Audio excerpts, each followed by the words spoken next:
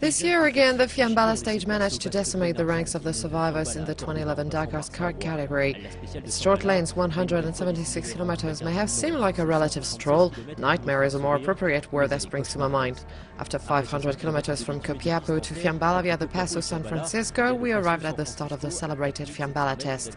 We came across the first challenge, the infamous white dunes situated a short distance from the town, almost at once.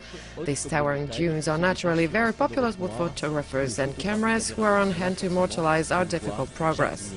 Just 5 kilometers into the stage, my 4 colleagues on the car of Carlos Sainz had the misfortune of sinking into the flour-like white sand.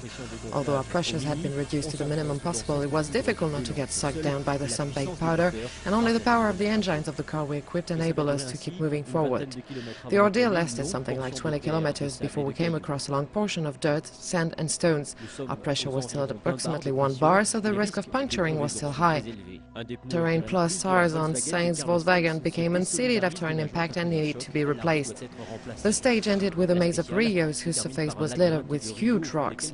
There were times when it felt as though we were going round in circles, but it was an ideal way of bringing down our temperature by a few degrees with the finish in sight. The following day's descent to San Juan, which nestles in the Andean foothills, took us through a multi-hued landscape.